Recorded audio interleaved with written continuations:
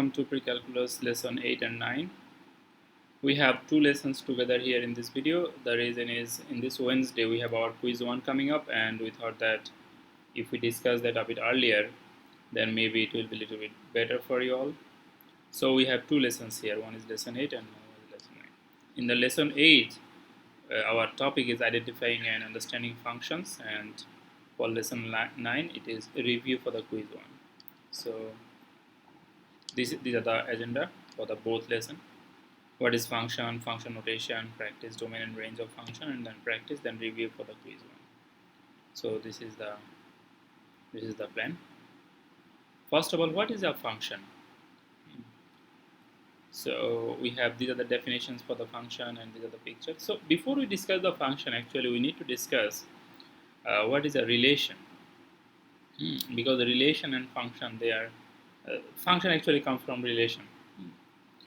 Relation is some kind of thing that you see also in our everyday life. We see that this is my parents, this is my siblings, so we are related to them somewhat, and then everything is related actually in our regular life. Everything is related to others, something other things. In mathematics also like this.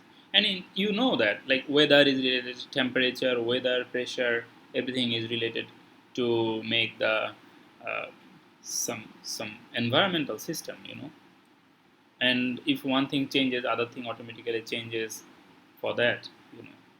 If temperature changes, then basically it becomes hot, then pressure changes because of temperature changes, many things.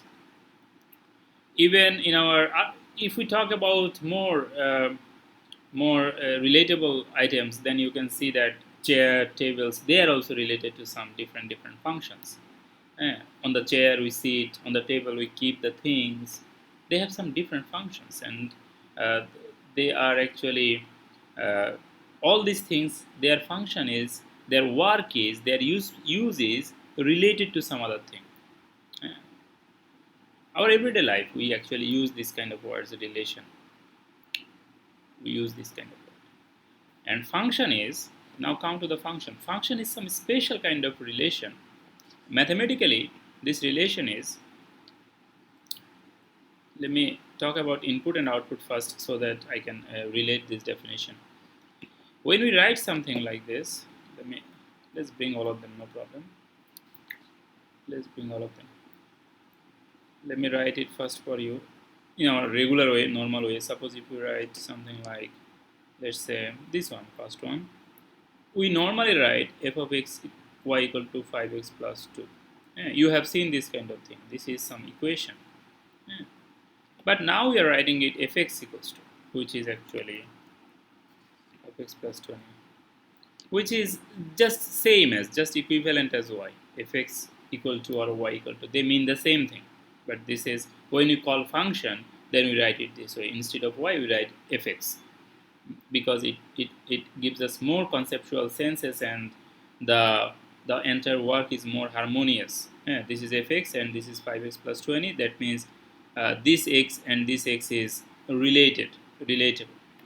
They are connected. This makes more sense. So when we put 5,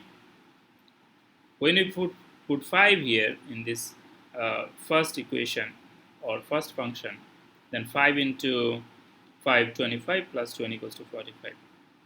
This 5 is the input. This 5 is the x value. This 45 is the output. This 45 is the y value. This will be a function. This fx equal to 5x plus 20. This will be a function if for one input, for only 5, you have only one output, 45. For one input, if you have only one output, then it is 45. Here also if you put 5, then you get some one answer. Here also if you put 5, you get some one answer. So this way, all of them are function. These all of them are function. Now you can say, sir, everything is actually then function, because if you put some value, then they will definitely give us one answer. So what's the big deal? Everything will give us some one answer. If you put one value, so answer will be 1. What do you mean? You can ask me this question. In fact, we can write something where, suppose if I write x equals to y square, something like this, x equals to y square, or y square equal to x, y square equal to x. Let me write that. That will look a little bit. Y square equal to x. Suppose I have written something like this, y square equal to x. Then, according to our rule, algebra rule, if I write y equals to, then when this square goes to the other side, you know that plus minus comes here and the square root comes here.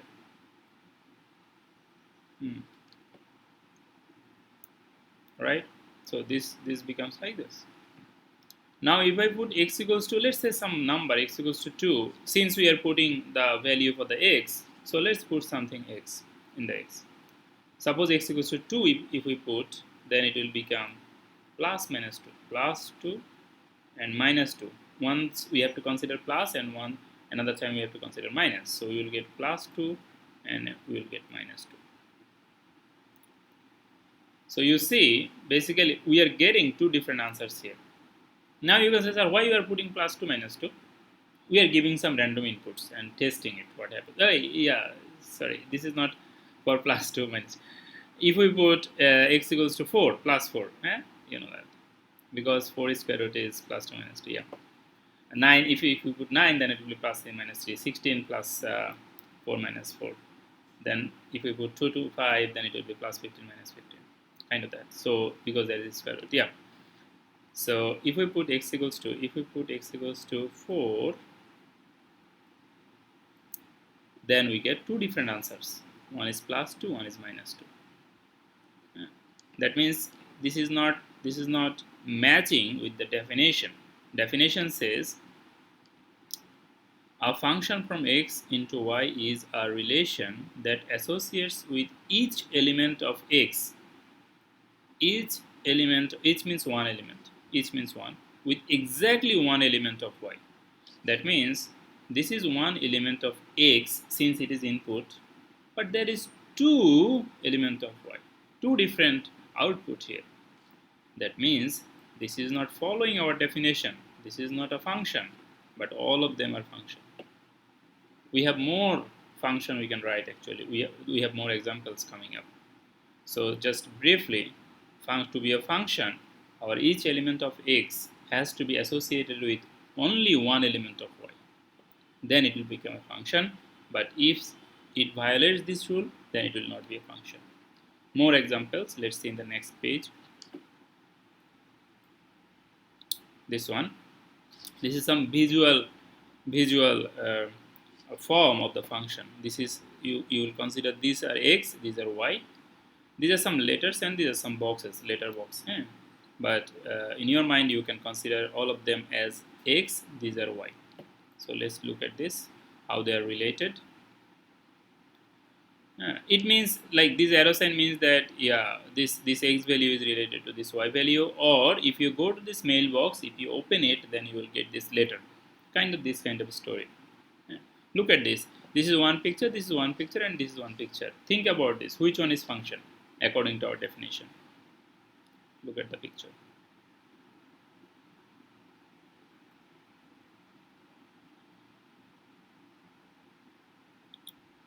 Our definition was each element of x will be associated with only one element of y.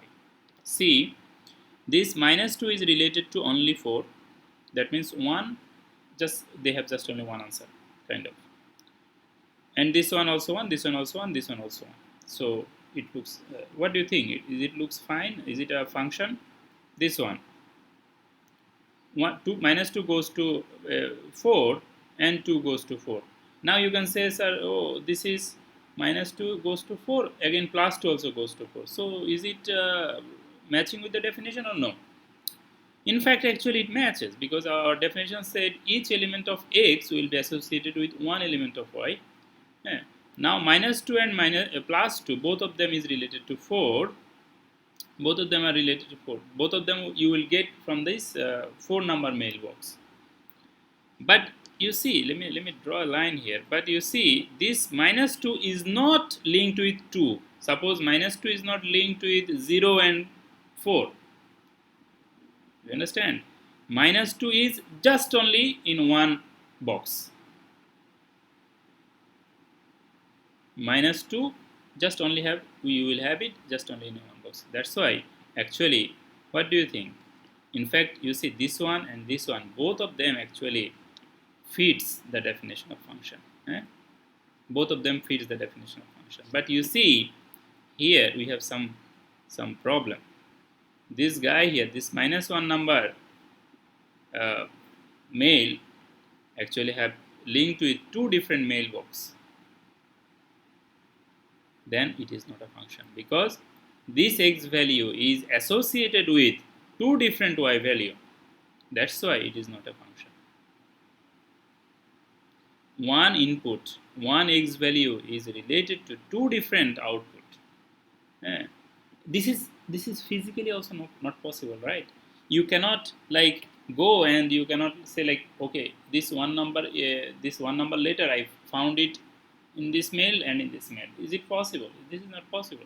You have one letter should be in some one box, one mailbox, right?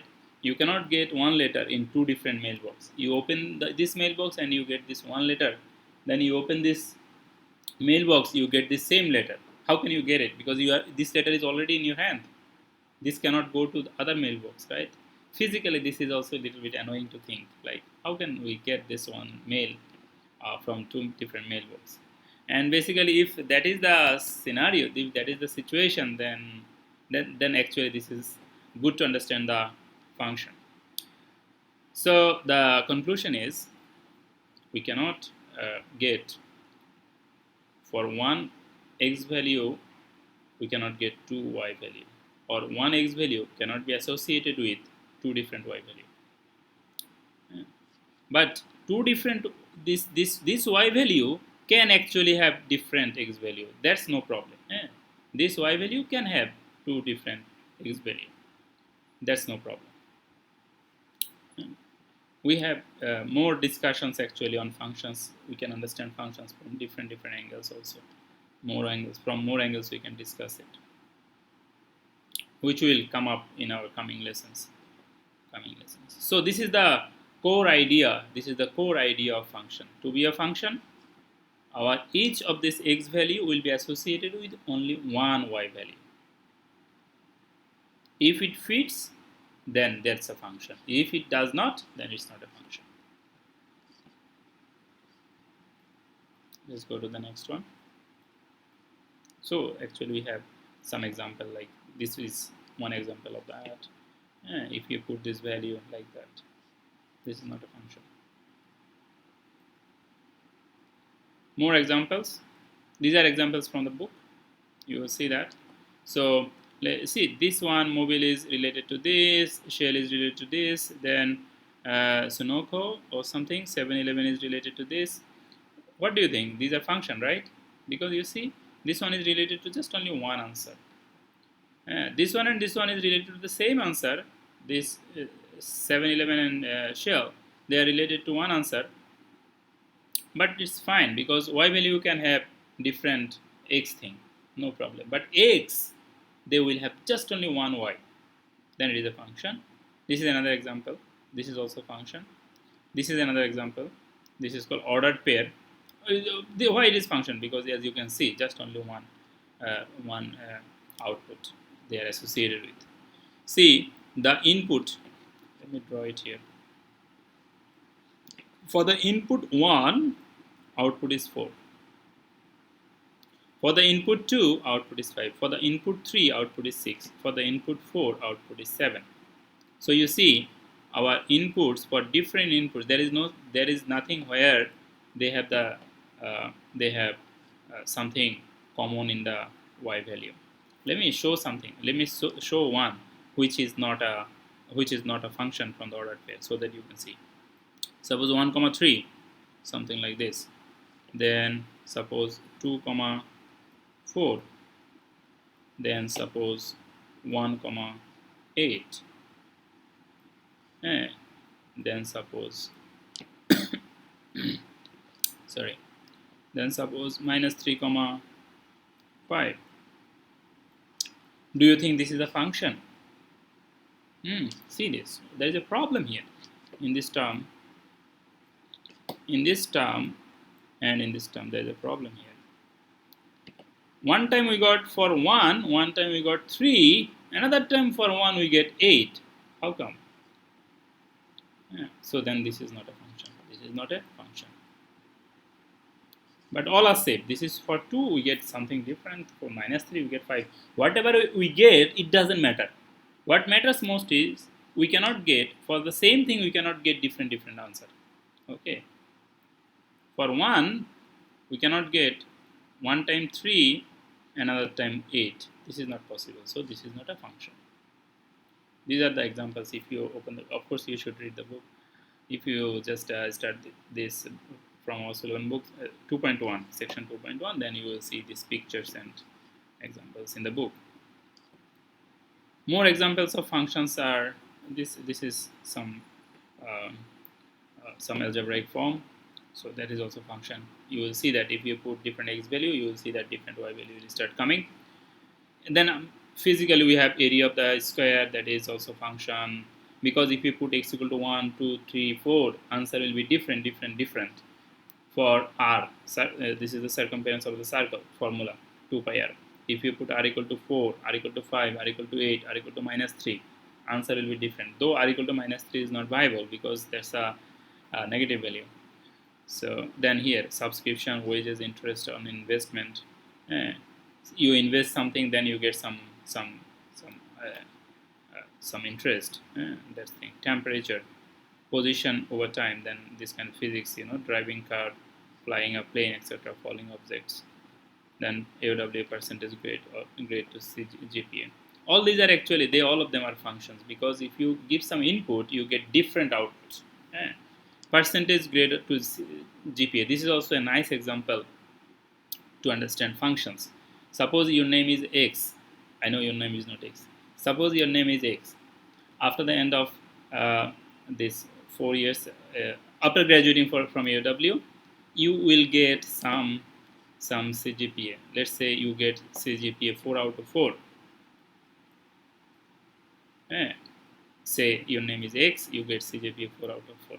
Now, is it possible that at the same time you got another CGPA which is 3.9? Is it possible? This is impossible, right? You will get one CGPA, whatever it is. Maybe 4 out of 4, maybe 3.9 out of 4. One of them. Both is not possible. One is possible. That's why your percentage, your CGPA, and your name and your CGPA is also a function. This is also a function. So one is possible. Both is not possible. We hope that you get 4 out of 4. Okay. Let's go to the next page.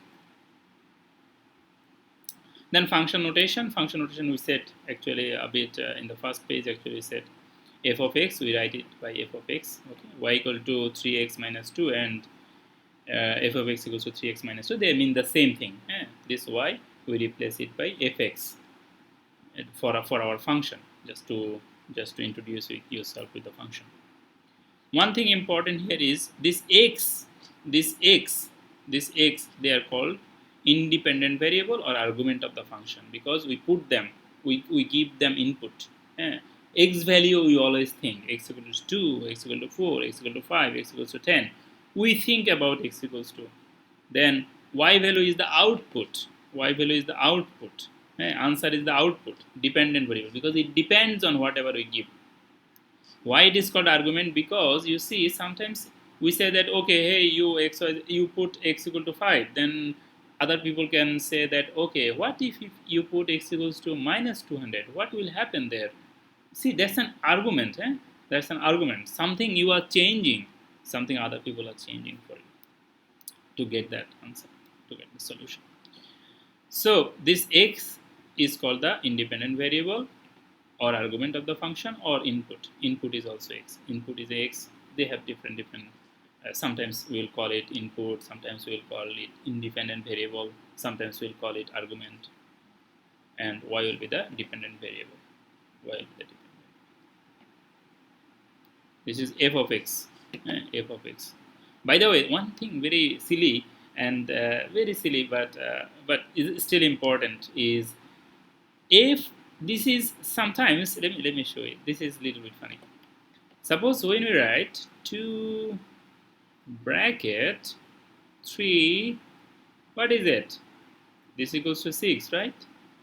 So if we write f bracket x, then what is it? Is it fx? No, not like that. We cannot multiply this because this is not multiplication. This is some operation. This is some operation. This is some symbolic representation of what we want to do here. This is not multiplication. It is not indicating that we should multiply f and x. This actually signifies something else. It means that this is some kind of, we need to do some kind of operation here, some kind of maths here in the other side, here. So just simply it does not mean multiplication here. You need to keep that in mind. I know most of you actually are very clear about that. Just saying. Don't think that this is multiplication or we have to multiply it here. This is what it means. Same thing means like multiply, start with some number x, then multiply it with 3, then subtract 2. This is what it says. Then finding value of the function, this is another topic. This is also somewhat important for you, although it is very easy actually at this point. Suppose if I write fx equals to, actually it is written here, some of the function, fx equal to 3x minus 2. So if I say x equal to 0, what is the value of fx? Suppose f of 0, then what is the value of this? So this will be 3, x equal to 0 means 0 here, minus 2. So ultimately what we get? 0 minus 2. So ultimately we get minus 2. Okay, so this is how we finding the value of function means this is how we have to, some values will be given, then you have to do the calculation for that. Our main function was fx equals to, 3x minus 2.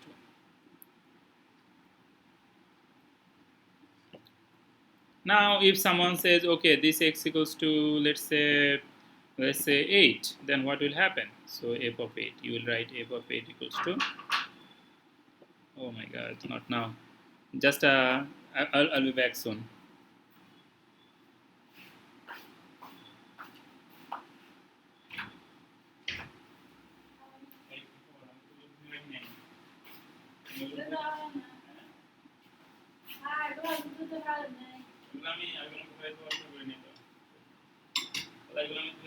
Sorry for that.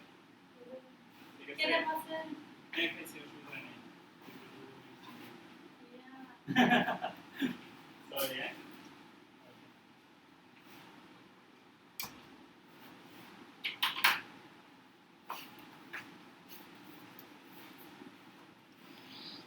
I'm back. So if we put f of 8, what will happen here?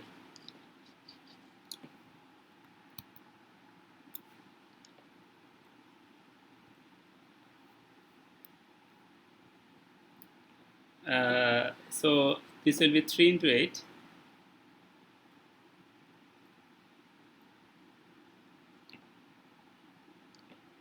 Minus 2. So it will be 24. 3 into 8 equals to 24 minus 2. The answer is 24 minus 2 equals to 22.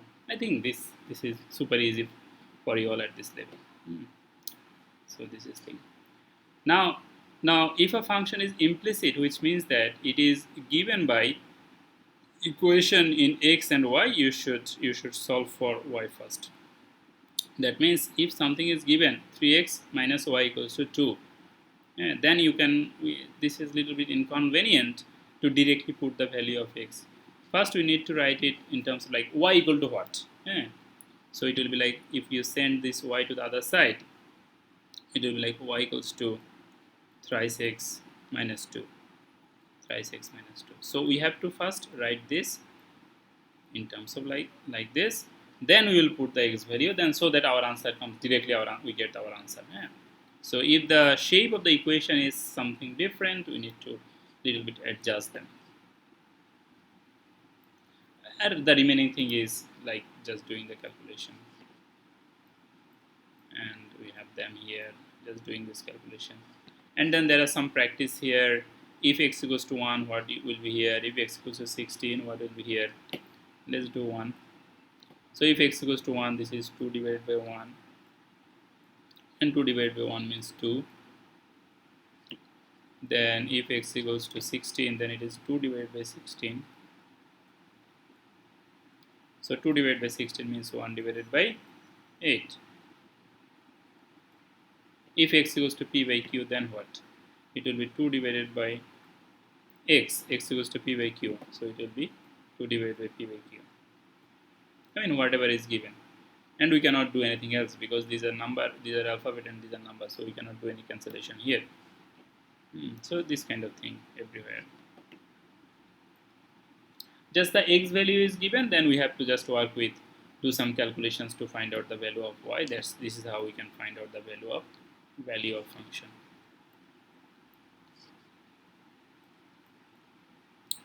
These are for in-class practice. Did we miss any? No. In-class practice, hopefully we'll do them in the class. Then we have now come to another very important thing, which is called domain and range of some function. Very, very important thing, and they are useful in you will see that they're useful in many places in mathematics, in calculus, or in pre-calculus, wherever you go. They will never leave you. Okay, so it's better that we understand them. Domain is actually the input of the function, and range is the output of the function. That's it. Domain is the possible input, and range is the output. Possible x value, possible input. That's the domain, and range is the possible values of y or output. What does this word possible means? Possible means what? Why we have this possible word possible? See, if we put x equals to, let's say if we put x equals to, what are the values that we can put here for x? This is what we are trying to solve here. So if we put x equals to 0, we get some answer, right? Then answer will be 0 square, which means 0. 0 square means 0. Everybody knows that. If we put x equals to, say for example, let's put 1, then 1 square equal to 1. Let's put minus 1. What happens? So minus 1. We are putting the value of x, that's why we are giving the bracket. Okay, minus 1 whole square.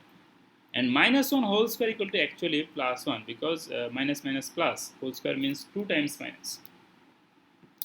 2 copies of minus multiplied here. So minus minus plus. Alright, let's put 2 plus 2. If we put 2 here, what happens? 2 square equals to 4. If we put minus 2, what happens? Then it becomes minus 2 whole square. Minus 2 whole square equal to what? Minus 2 whole square equal to again plus 4. Because minus minus plus and then 2 square equal to 4.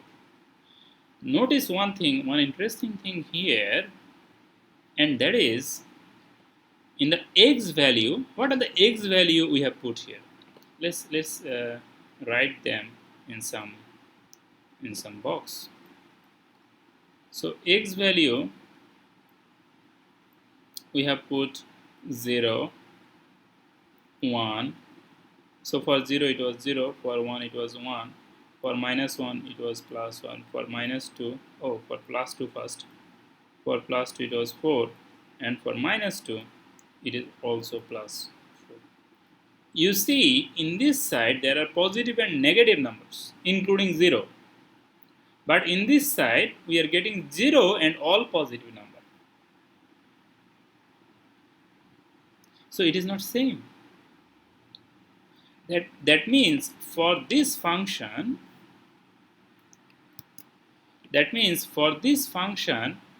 we can actually put any value we want, positive, negative, anything, or 0, anything we want we can put. They are the input, they are the domain of this function. But our answer will be 0 then positive numbers, no negative, no negative, just 0 then positive numbers. They are the output.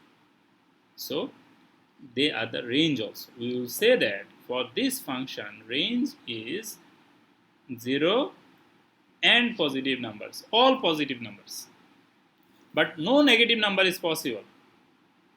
In the output no negative number is possible, always positive number will come in the output. The proof is this: if you put whatever, if you put minus 100 square, answer will be 10000 plus. So you can see basically this is not like black and white kind of, okay, all real number, always all real number, not like that. When we do the calculation, then we see they start giving us some nice outputs. I mean, if you feel that nice.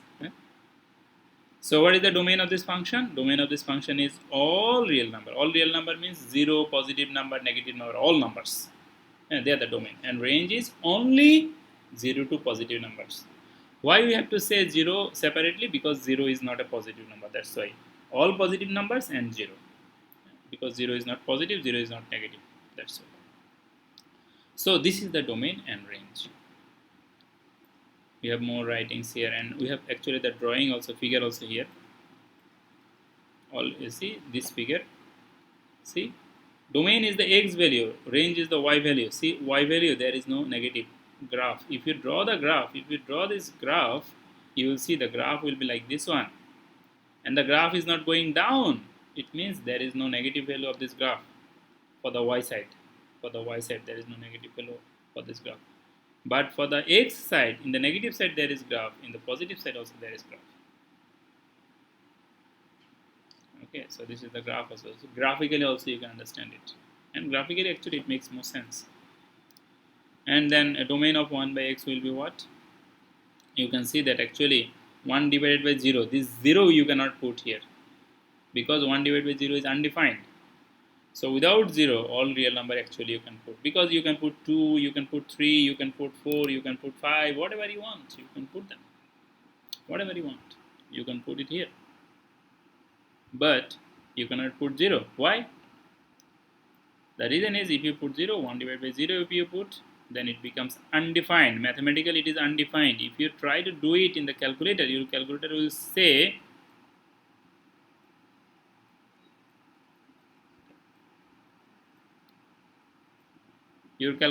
say this is math error, 1 divided by 0. If you do it in the calculator, calculator will say math error. 5 divided by 0, 10 divided by 0, minus 5 divided by 0, calculator will say undefined.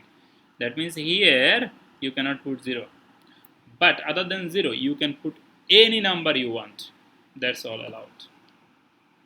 That's why we said that for this function, all numbers are allowed other than 0. And this can be written as like all real number except 0, or minus infinity to 0, 0 to plus infinity. Or the x value is less than 0 and x is greater than 0, but not equal to. See, equal to sign is not given. Here all first bracket. First bracket means this 0 is not included. If 0 is included, then it will be third bracket. There is another notation system in the book. All these rules they discussed in detail also. So 0 is not included. Without 0, all the values are possible here. That's it. Because it doesn't exist. It is not defined. Not defined means it doesn't exist. Mathematically, it doesn't mean anything. 1 divided by 0, it doesn't mean anything to the mathematicians. This is more discussions. You can see here also, you cannot put minus 1 here. In this function, you cannot put minus 1, because if you put minus 1, Then minus 1 plus 1 equal to 0, and x squared divided by 0 equal to again undefined. That means x cannot be minus 1. This one is square root of x. You can see there is a square root.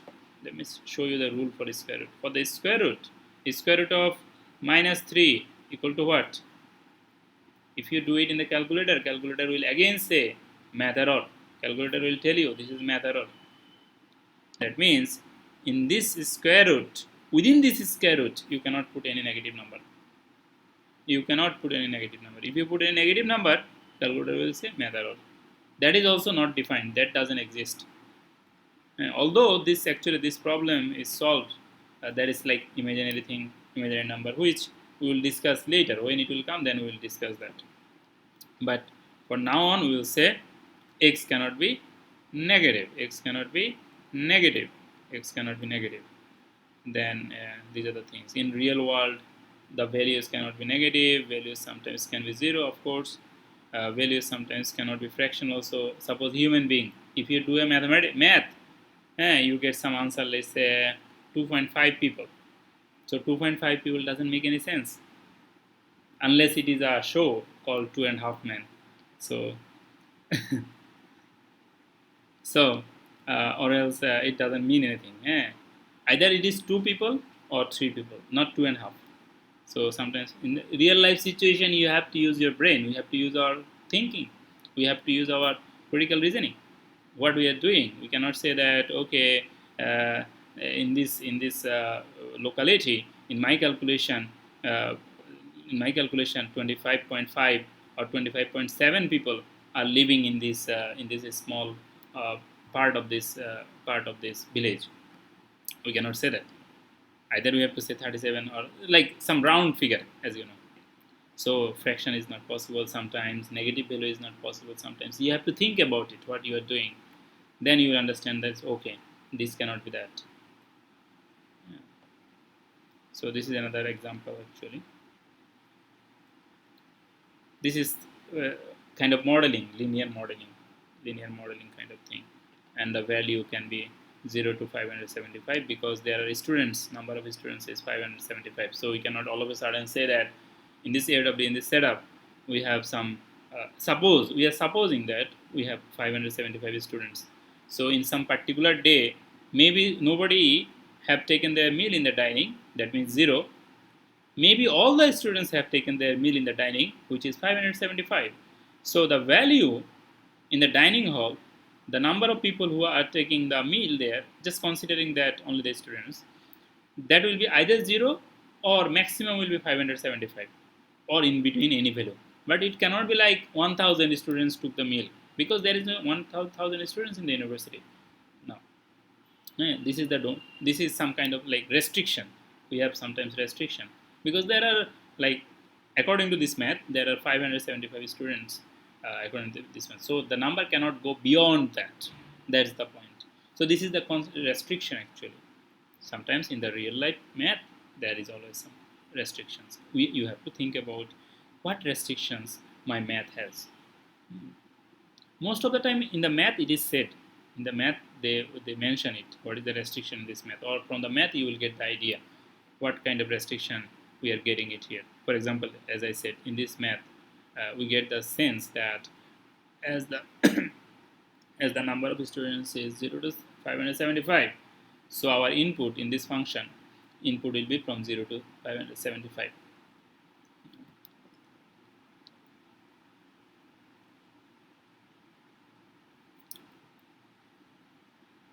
Considering, let me recap this. Considering that this function is just only for the students, by the way, then it will make sense. In class practice, so we have some more practice maths here, which hopefully we will do, and these are the practice work. I actually reviewed it. This is from our Sullivan book, the book that you have, PDF book. So you may practice this. Now section B. In this section we will discuss the review for quiz 1. So let's begin. So review for quiz 1. say for example there is some points given minus 2 comma 6 and 3 comma minus 4. How can you find out the distance between these 2 points? How can you find out the distance? And how can you find out the midpoint between these 2 points? We have some distance formula, we have some midpoint formula. So this is the distance formula, square root of x2 minus x1 whole square plus y2 minus y1 whole square. Just we can use this formula and we can find it out. So this is, you can consider this is x1 y1, this is x2 y2. Then use the formula square root of x2 minus x2 within bracket x2 minus x1 whole square plus y2 minus y1 whole square. Everything is within the square root. As you can see, it's done here. So this is the answer for the distance. Then midpoint. For midpoint, what we do is we add all the x value, this x value plus this x value divided by 2, and this y value plus this y value divided by 2. That means x1 plus x2 divided by 2, y1 plus y2 divided by 2. Then you will get the midpoint. That means midpoint of this point and this point is this one. Physically, it means suppose you have a point here and you have a point here. So if you join this line, midpoint is somewhat here. That is the midpoint.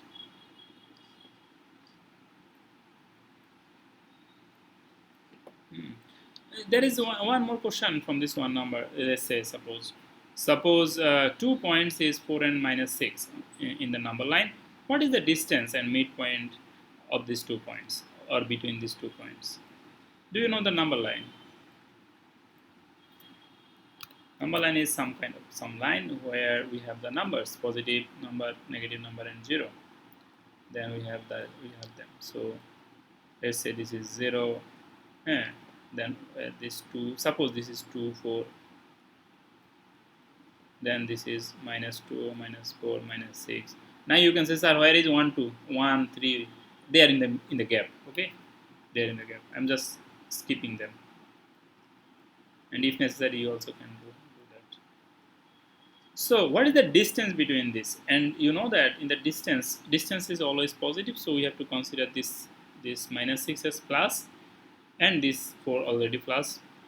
That means 4 plus 6 equals to 10. That is the distance. This is the distance. And what is the midpoint? What is the midpoint of these 2 points? For midpoint, we have to add them and divide by 2. 4 plus minus 6 divided by 2. This is the midpoint. Or you can do it this way. Suppose this and this cancel out. We are trying to go to the middle. So this and this cancel out, and this cancel out. So middle is here in the gap. Minus 1 is the middle. Minus 1 is the midpoint. This is visual way, and algebraically you can do it like 4 plus minus 6. For midpoint, you will consider minus. For distance, you will consider everything plus for distance, because distance is always positive. Then divided by 2. Then if you just do this math, you see this is minus 2 divided by 2. Minus 2 divided by 2 means minus 1.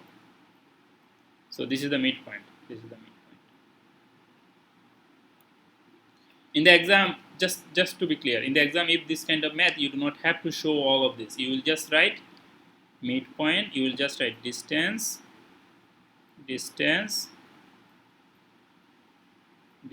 is, or distance equals to 10 and midpoint equal to minus 1. Finished. This kind of thing. Now write equation in the slope intercept form. This is from equation a straight line. Suppose 2 points are given minus 2 comma 6 and 3 comma minus 4. What will be the equation of a straight line? We actually discussed this kind of things during our classes. What will be the equation of that straight line? So for equation of a straight line, you know that we need to find out the slope. Yes. And 2 points are given. You can see that 2 points are given. So we can use the formula m equal to y2 minus y1 divided by x2 minus x1. Then we can just put the value. You will get the value of m. You will get the value of slope. After finding the value of slope, then what you can do is, there is another formula, point slope form of the equation. We said that we start from there. From the point slope form, y minus y1 equals to m into x minus x1. We can put the slope, and any one point we will get the equation of line. and we have done the math here. Let me show you. This is slope. This is how from this thing we can do this calculation, and this is y minus y1 equals to m into x minus x1. Then you just do some simple calculation. Minus 2 into x minus twice x minus 2 into 3, that means plus 6. Then 4 from this side comes to that side, it becomes minus 4. Plus 6 minus 4 equal to plus 2. Yeah, so you get, this is the slope intercept form. Y equals to mx plus b. This is the slope intercept form. You have to write your answer always y equal to what? You have to write your answer like that if the question is slope intercept form, if the question is like that. Okay, there is another line here. Find out another equation of a straight line which is parallel to this line and contains the point 0, 3. Then what will be the equation of the new line? See, what we said? We said that for parallel lines, slope is same. That means this line slope and our new line's slope will be same, 4, 4.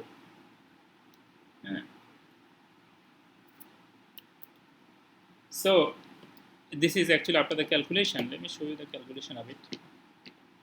Same formula you will use. Y minus y1 equals to m into x. So y minus y1. So this is x1, this is y1. So y minus 3 equals to m. M means 4. Why 4? Because parallel line. Parallel line means the given line and the line that you are trying to find out, their slope is same. So this is 4. This is also 4. And then x minus x1. X minus x1. x1 equals to what? x1 equals to 0. So put it here. If you put 0, you get this. Then you see 4x. This is the 4x. Then this is 0. So you do not have to count that because 0 into 4 equal to 0. Then there is 3 in this side. 3 goes to the other side. It becomes plus 3. But when it is perpendicular line, then what? Then it is different. For perpendicular line, slope will be negative reciprocal. What does it mean? So let's look. Y minus y1. y1 equal to 0 here in this math. Equals to m. M equals to, the slope is given 4. So it will be minus 1 by 4. Negative reciprocal. Minus 1 by 4. Then x minus x1. X minus x1 equal to 3. x1 equal to 3. Then you can just write, just next line is just calculation, just algebra. Y equals to 1 by 4. This 0 now minus 0, you do not have to count it because minus 0 doesn't mean anything. 4 minus 1 by 4 x, then minus minus it will become plus, then this is 3 divided by 4. 3 divided by 4 means 0.75 if you want, but 3 divided by 4 is better. So this is the solution for this math. This is the solution for this math. So for perpendicular, negative reciprocal. For parallel, same slope. So this kind of thing. Let me tell you a little bit about the format for the quiz, so that you understand it more better. So in our quiz, we will make total 7 questions, about 7 questions. Not about 7 questions. There will be 7 questions in our mind. And like this, suppose this is 1 question, this is 2 question. This way, total 7 questions. And in 1 number question, there is like ABC. 2 number question, there is like ABC. This way. From this 7 question, you have to answer 5. Now, you can answer 6 also, no problem. You can answer 7 also, no problem. If you answer 7 question, then we will check all of them, of course. Then we will see that best 5 question we will count for your grading, for your marks. Best 5 question we will take. Suppose if you answer only 5 question, then just based on that 5 question you will get your marks. Great. If you answer 6 questions, 6 questions means like this, 1, 2, like this. If you answer 1 number, you have to answer 1 A, B, C, all of them, like that. Or else you lose marks. Suppose you do not answer a B number question, then for B number that marks will be, you will lose that marks. So suppose you answer 6 question, then we will check all of them. Then we will keep the best 5. Suppose any one question we will be like, okay, she got some less marks in this question, we will not count that question. That we will omit. So this is the format. And in one number question, suppose as you can see, there is like 3 part: one A, one B. Say for example, this is A, this is B, this is C. There is 2 marks here, 2 marks here, and 2 marks here. Total 6 marks in one question. So in 5 question, 5 into 6 equal to total 30 marks. So your quiz is total 30 marks. Total 30 marks quiz. Total 30 marks quiz. But if you answer 6 question, then what? You are answering actually 36 marks. But we will remove one question where you got less marks. Then we will come back to 30. 30 out of what you got? We will try to count that. And this is the setup for the quiz. And let's go to the next page then. This one is like graphing the lines. So look at this. Which graph is which one here? Although we have the answer here basically, but of course in the exam you will not have the answer. You must know which graph is which one. You have the answer. We have the answer here basically. So suppose x equals y equal to minus 4. This one is easy. Y equal to minus 4 is this one. See, minus 4 is here. Y below minus 4 is here. Y equal to minus 5, 4 is a horizontal line. X equal to 1 is easy. X equal to 1 is this line. See, x equal to 1 is here. And this is the line. X equal to 1 is a vertical line. X equal to 1, x equal to 2, x equal to 5, x equal to 10. They are some vertical line. Vertical line. Vertical line. Y equal to 4, y equal to 10, y equal to 16, y equal to 25. They are some horizontal line. They are some horizontal line. Now, remaining is this one and this one. This is y-intercept is plus 1. So y-intercept plus 1 is where? Here. So this line. Y-intercept plus 1 is here. Also you can count for a slope also. You will see slope also negative. Negative means from left to right it is going down. It is going down. Also you can look for the slope also. Slope also will match. Slope is minus 2. That means minus 2 divided by 1. That means if you go x-axis 1, y-axis will go down 2 unit. You can look at this way. You go there and then 2 unit down. 2 unit down here. X-axis 1, y-axis minus 2. This is the slope if you want to consider. And this one is, see, y-intercept is what? Y-intercept is 0. There is nothing written here. That means y-intercept 0. That's why this line. And what about this line? Actually this line is not given here. This is to confuse you. Suppose this is to confuse you. So this line is not here. So if I say this is let's say x, this is y, this is z or z, whatever you say. Then let's say this is w, and this is, let's say, u, v. Let's say this is v. So you will say that a number is matching with w. A and w is matching. B and minus b and y is matching. So you can say the answer like that. I guess you got the point. The remaining will follow the same sequence, and there is nothing, no functions, no equations for this, line, for this other line.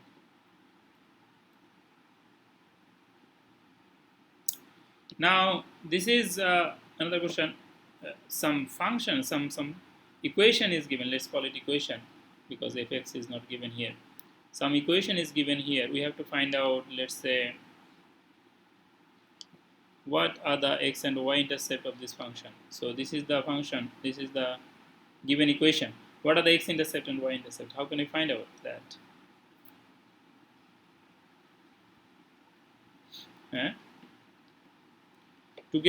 To find our y intercept, we have to put x equal to 0.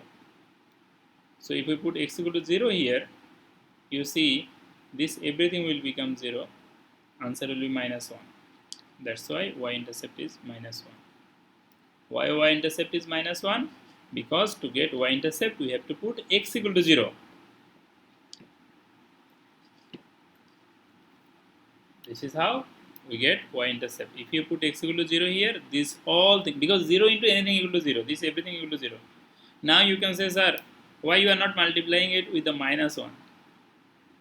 Because there is no multiplication sign with the minus 1. This is minus, plus minus. But here this side is multiplication. Now how to get the x-intercept? To get x-intercept, do the opposite thing. Put y equal to 0 now. This side equal to 0. So if you put y equal to 0, what is remaining? See, this minus 1 will go to this side, it will become plus 1. That means this line will become 1 by 4 x square equals to 1. Then x square equal to what? Multiply both sides by 4, then it will become 4. This, if you multiply both sides by 4, multiply it by 4 to remove this 4 down here. And this side also 4. Then you see this and this cancelled out. You have just only 1 into 4 equal to 4. Then x equal to what? You see, if there is a square, you already know that will be plus minus square root of 4. Then it will be plus minus 2. That's why x-intercept is plus 2 minus 2. And then what is the graph of this equation? Suppose if I draw some graph like this, some graph like this, some graph like this, what will be the graph of this equation? Which actually you can test it by pen and paper. Put x equal to 1, x equals to 2, x equals to minus 1, x equals to minus 2. Then check it which one is matching with the graph, with the given graph. And that way you can check it. In our quiz, in fact, you will not have to draw it, you have to match. Suppose we gave here a graph, here another graph. So you have to say which one is this graph. You can match it actually by putting some value from the function. Here, from this equation to, you can go to the equation to the graph or graph to equation, both is possible.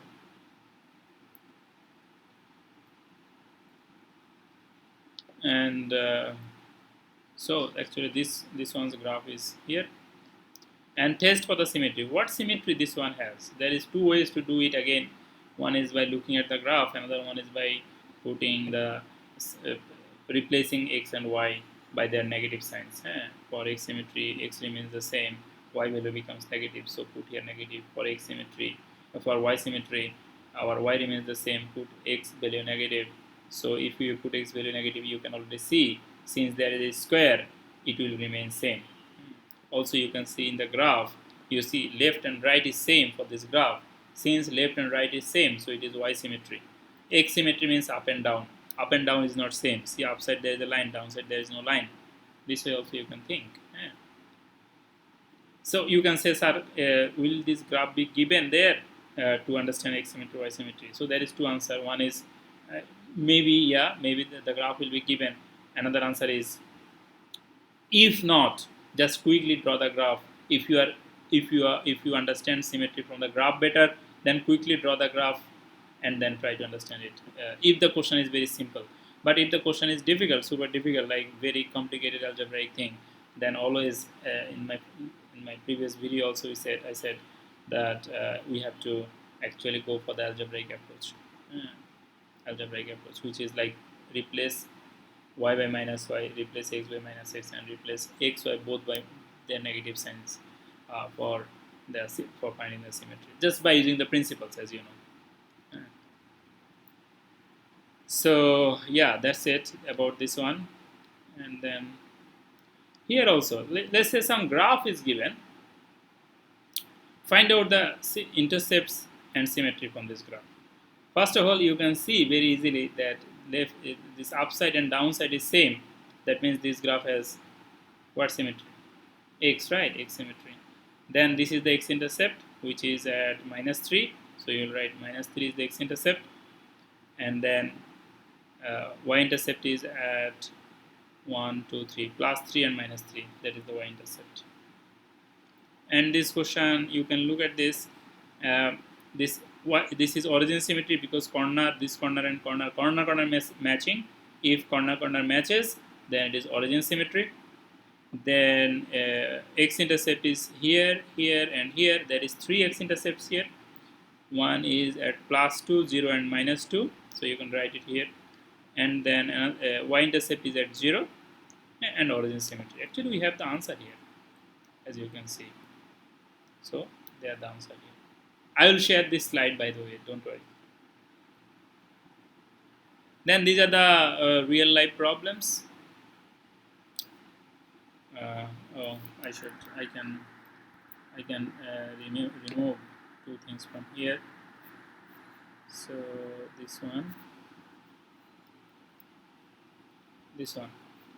So let me remove this from here because it is ambiguous, and this one from here. This is also ambiguous. Okay, it looks good now. So we have this. Say for example, this math. This math says that this rise is 1.5 meter. Rise is 1.5 meter. That means from here to here, 1.5 meter. And where it touches, that means run is 7.5 meter. This is 7.5 meter. So if we ask you find out the length of the ramp, that means from here to here, that means you have to use the Pythagorean theorem, right? Because it is 90 degree here, so you have to find out hypotenuse. This h equal to what? Hypotenuse equal to what? So our formula is h square equal to this square plus this square. Just use the formula, you will get the answer. And slope is what? Slope is rise divided by run. That means 1.5 divided by 7.5. Slope is rise divided by run. If we want to find out. So you see, this is the height of the ramp. This is the Pythagorean theorem. Square root of this side is square plus this side is square. You do the calculation and just write the answer there. Then this is the slope. This is the slope because rise divided by run. 0.5. Interpret the slope. So what does it mean? It means that if rise is 1.5, for every 1.5 meter rise, the run is 7.5. The run is 7.5. Let me write here meter also. There is a meter missing, because if that side is meter, this side is also meter. For every 7.5 meter run means this, there is a rise 1.5. All for every means if you continue more, then this will continue more. Let me draw it. Although that is not related to that question, but just to show you. It means what? For every this kind of word means what? Suppose you go 7.5 meter this, then this side you go up by 1.5 meter. And if you go more 7.5 meter, then you have to go again 1.5 meter up. This is what for every this line means. This words means. If you continue it more 7.5, again you have to go 1.5 meter up. So this is what slope means. Slope also actually tells us this. So slope actually tells us this. Okay, all right. So then this one. This is also. Let's remove one thing. P is not making sense here. No need. Other thing is fine. So suppose a mobile phone plan charges 20 taka per month for unlimited text messages and plus 2 taka per minute for mobile phone calls. So how can you write some linear equation that represent this actual or real life situation? How can you write that? You see, first of all, we discussed it this way. What is fixed? This 20 is fixed, right, in this math. So plus 20. Why? Because this money will not change per month. This is fixed for unlimited text message. Why it is fixed? Because if you send 2 text message, you have to give 20 taka. If you use 1000 SMS, you have to give this 20 taka. This 20 taka will not change because of this sentence. They said per month for unlimited text messages. If you send unlimited text message, you have to give 20 taka. No matter what you send. Even if you say do not send any message, still it is 20. Still it is 20.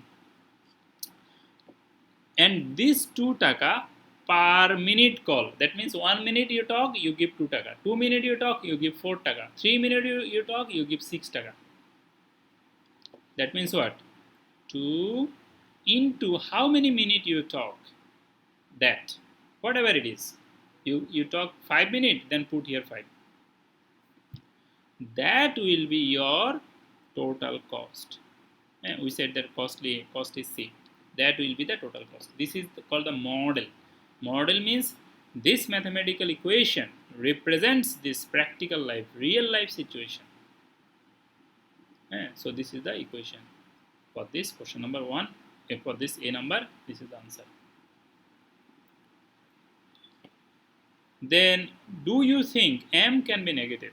Minute, it can be negative. In this question, M is minute. So do you think it can be negative? Actually, it cannot be negative because you have to talk, right? The value of number of minutes is positive since it can start from 0. Suppose you are not talking with anybody, or then and increase. So it can be plus 5, 10, 100 minute, 200 minute, whatever you talk. But it cannot be negative.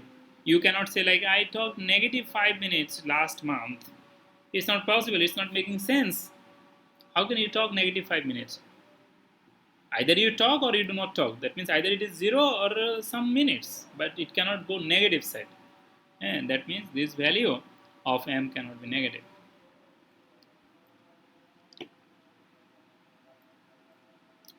Then for this math, what is the monthly charge for sending 400 text messages and making 50 minutes of phone call?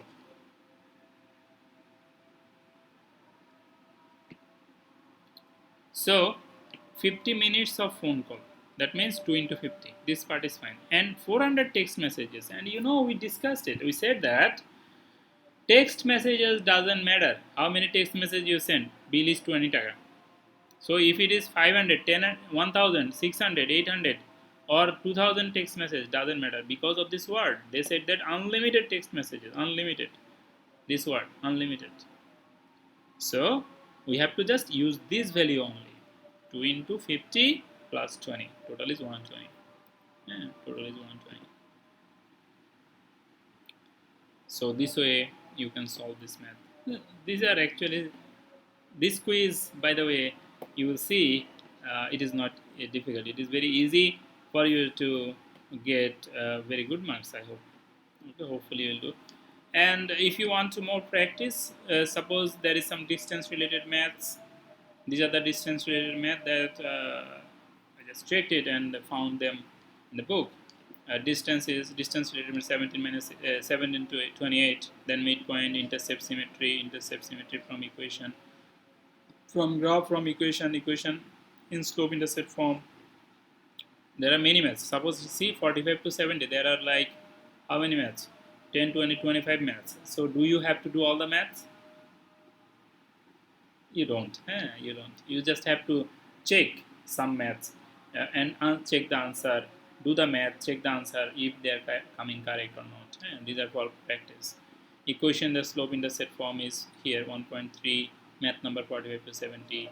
These maths from exercise 1.2, 55 to 70 number. Application math. See, there was some real life math, so you have to do this, etc. math. And yeah, so I think that's all for this video, and best of luck for the. And just before we finish it, like some people may have different questions about this kind of setup. You may say, ask sir, these questions will come in the exam, or these or that. This kind of, not this kind of thing. These are the model, and these are the model. You have to prepare for yourself from this, and they actually contains most of the topic that discussed, most of the concepts that we discussed throughout this from the beginning to up until now. so they actually cover everything. Yeah? You should practice this kind of maths, and when you practice this kind of maths, you will see that there will be some relationship between the quiz, this kind of quiz discussion, that part B, section B actually, this quiz discussion part, and they will have some matching with each other. So things should be fine. Alright then, so from our Sullivan book, from the PDF book, you can practice these maths. These are from the PDF books, not from the printout. And I think you do not have the printout now. Alright, so thank you all. Thank you very much. Have a good day. And best of luck for the quiz. Bye-bye.